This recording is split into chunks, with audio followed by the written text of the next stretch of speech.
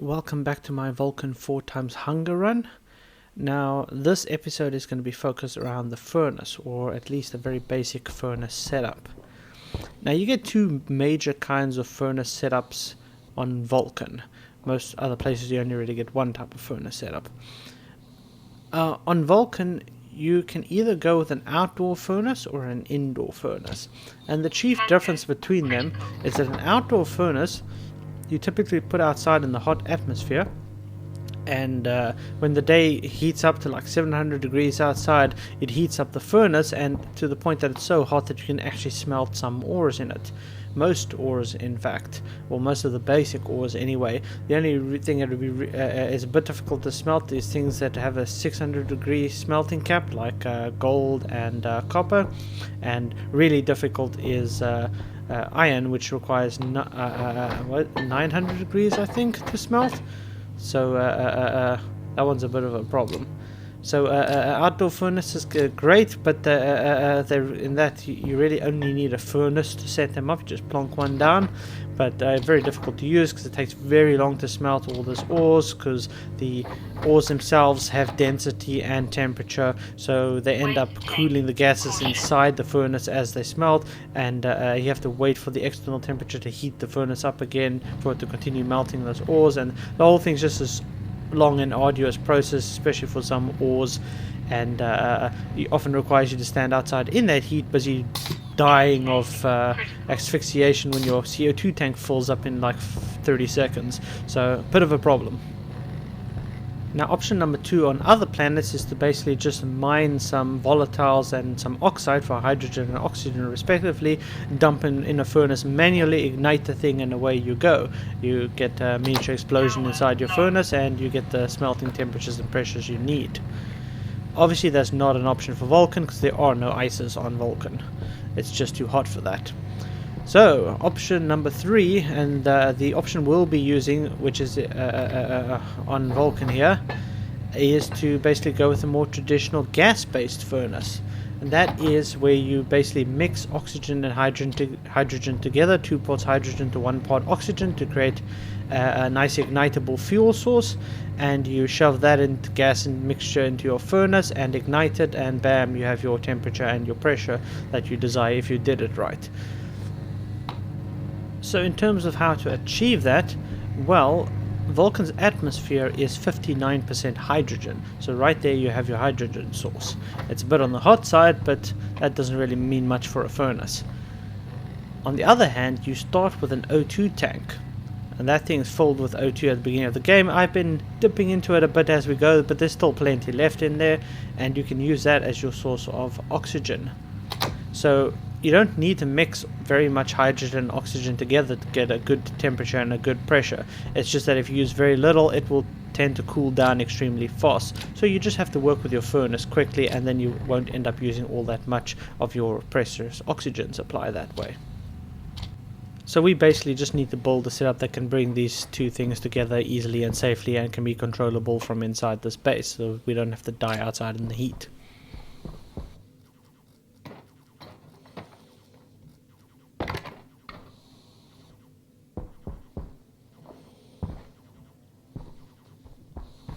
But first things first, let's take care of this nighttime cool air and go do some mining, since we're going to need plenty of ores to be smelting once our furnace is all set up and happy.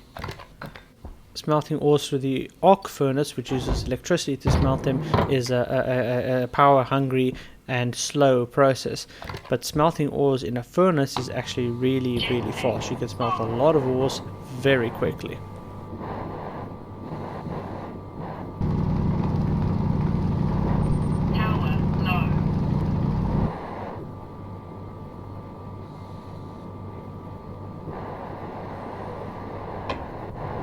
Okay, so we're returning with a pretty decent amount of ores. That was a good run. I even mined a couple of ores that I intend to sell over there, like that uranium, which, just in case you're wondering, has no purpose in the game at present. There are no nuclear reactors in this game. Pity. But I can sell that stuff for a decent amount of money, and hopefully buy up those last couple of food items I haven't been able to purchase yet.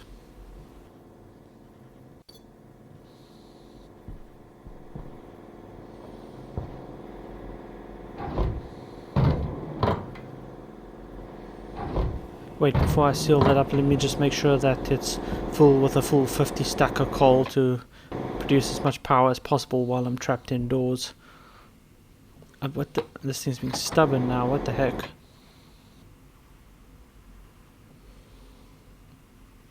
Finally.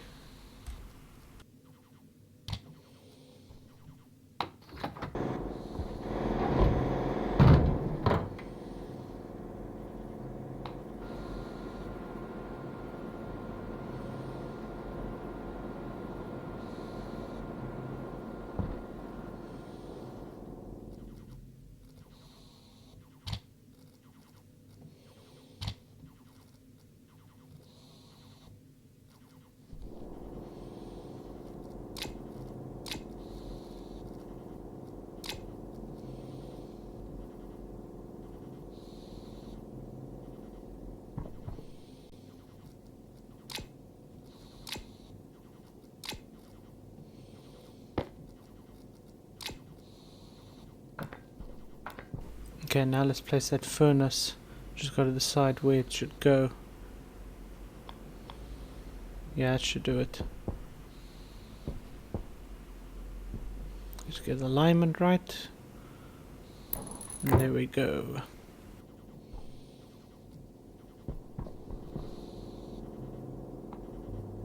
Once again, I'm going to need more iron sheets to finish construction of that furnace. I need 4 total.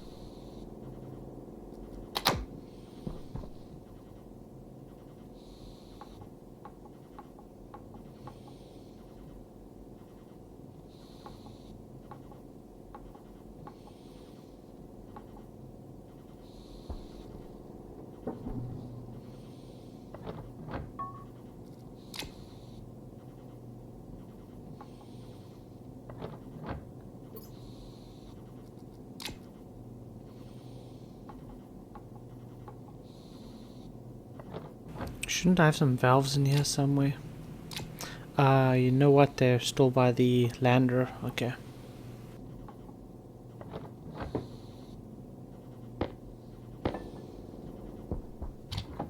So let's get together some of the parts we need. Like first up is this gas mixer. Next up is one passive vent.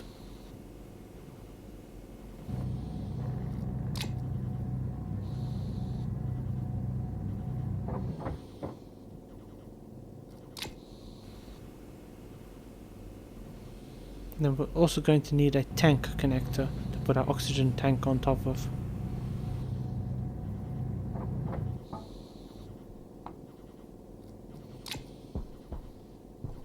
The other thing we're going to need is some valves, but we'll collect that later from the landing pad, since the game starts you with 2 of them. Now you're not going to be able to see what I'm doing here because the sheet walls are in the way and I don't really want to remove them, so I'll just have to walk you through it. But basically I connected the input and the output of the furnace together. Even though theoretically you're not supposed to do this, I just find this a more reliable way of controlling the furnace, because sometimes I feel like if you only connect to the input, you can't always pump gases in there if it's under too much pressure. I don't know exactly why that is. It might just be my imagination, but this is the method I found success with. So we're creating a pipe pathway that will lead through a valve that we can manually control into a vent in order to expel gases from the furnace. But from this vent, via an alternative pathway, we're also going to go into a gas mixer, or one side of a gas mixer, in order to bring in the external atmosphere and hence the hydrogen to that gas mixer. And we can turn the gas mixer on demand to pump the mixture into the furnace in order to get more temperature and pressure. And then the other side of the gas mixer will of course come off into another pipeline that leads to the oxygen tank, which we will also put a valve in front of, but for a very different reason over there.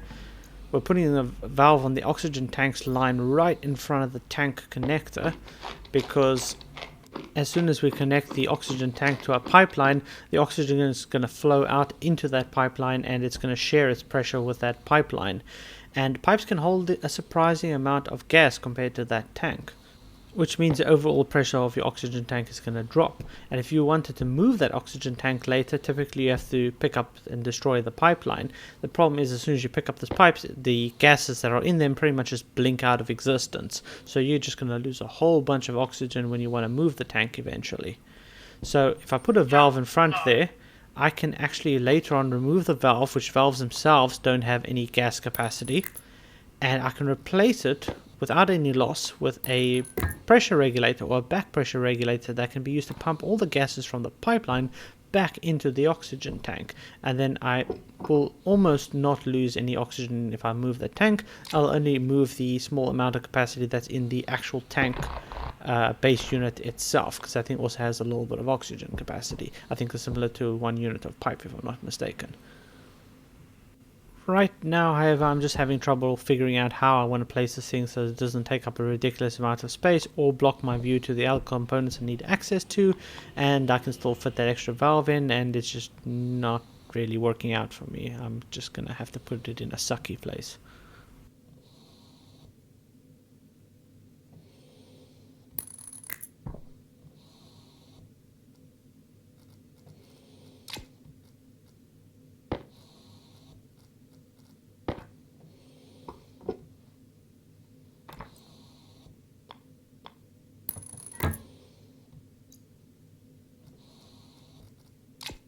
Yeah, that won't work. I really do need to move this thing one back.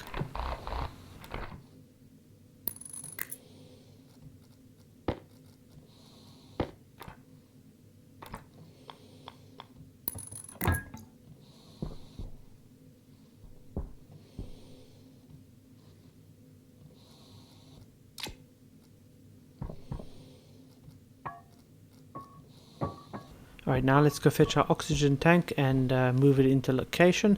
But it's going to be difficult to get this thing out of there and through here. Let's remove the arc furnace, since we're not really going to need it after the furnace is placed down anyway. Okay, pick that up. Let's put it on the tank connector. Then we can use a spanner to actually attach it to the tank connector, and oxygen will now be shared with the tank connector.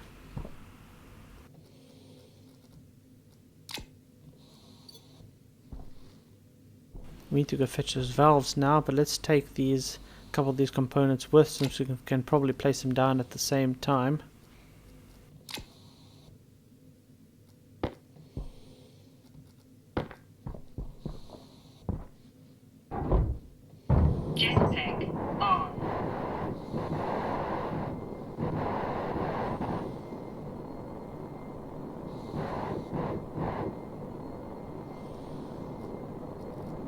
Just realizing I made a small mistake over here. Let's get rid of that pipe.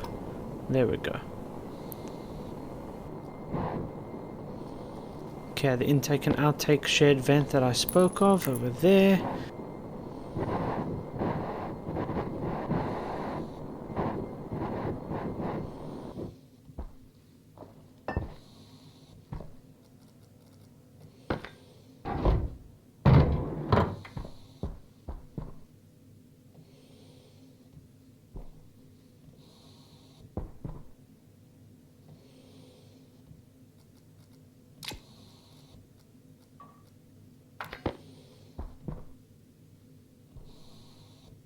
Alright, let's get our gas mixer in place.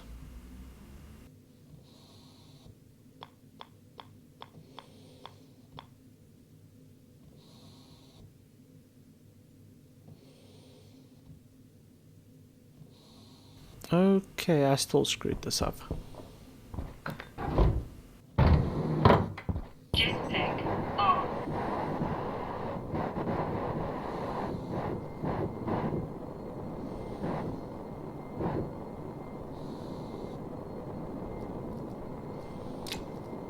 Gas mixer is supposed to go over there and not there.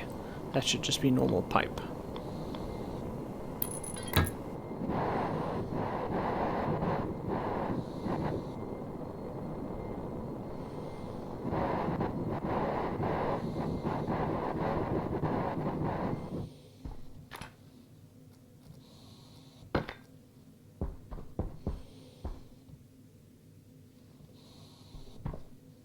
You know, while we're at it, let's just go fetch those valves once and for all.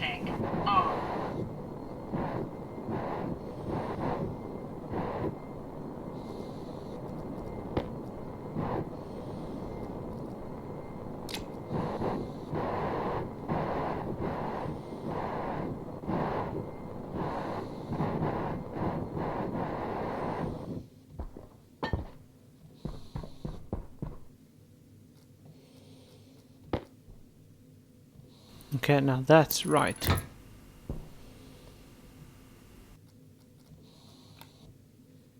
The valve to control the output vent goes there, and the valve to control the O2 intake, or I should say reversal when we're done, over there.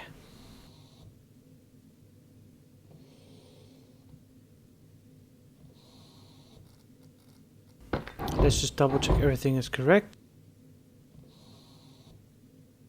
So let's just pause it there a moment and take a look at what's going on over here. The vent on the bottom off screen over there naturally lets gases in from the atmosphere on its own, being an open vent and all that, and that gas flows through that middle pipe up into the one side of the gas mixer, the top center. That is for our hydrogen source primarily, even though there'll be other gases mixed in there. The pipeline on the right side obviously comes from the O2 tank. We're going to open that valve up permanently so O2 can flow through there naturally and into the gas mixer. And whenever we turn that gas mixer on, it's going to combine the oxygen and the hydrogen together and output it on the left. The pipeline on its left is connected to the furnace directly and shares space with the furnace. So you can ignite the furnace whenever the gas is in that pipe.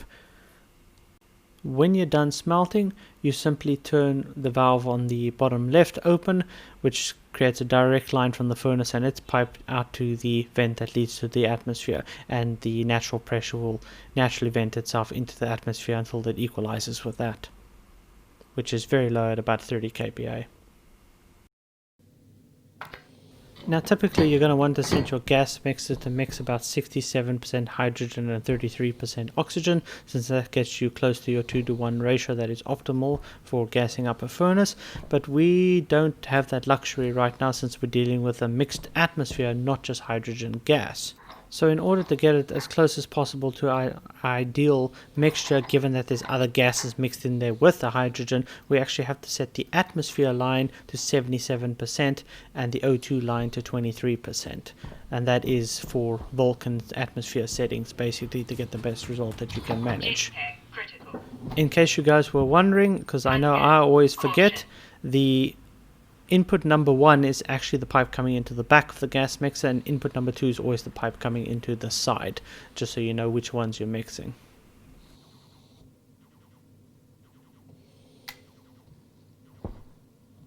Let's try and sell some of those ores and stuff now. Maybe we can grab the last few food items, or at least a bit more of it.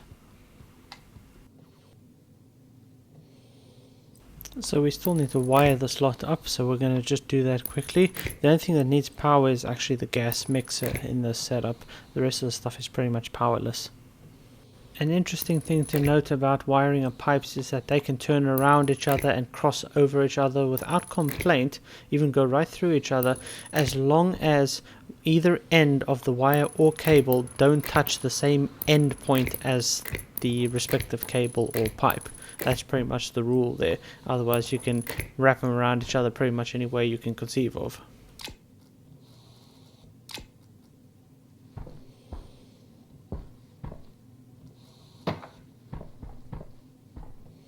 Okay, just busy double checking everything.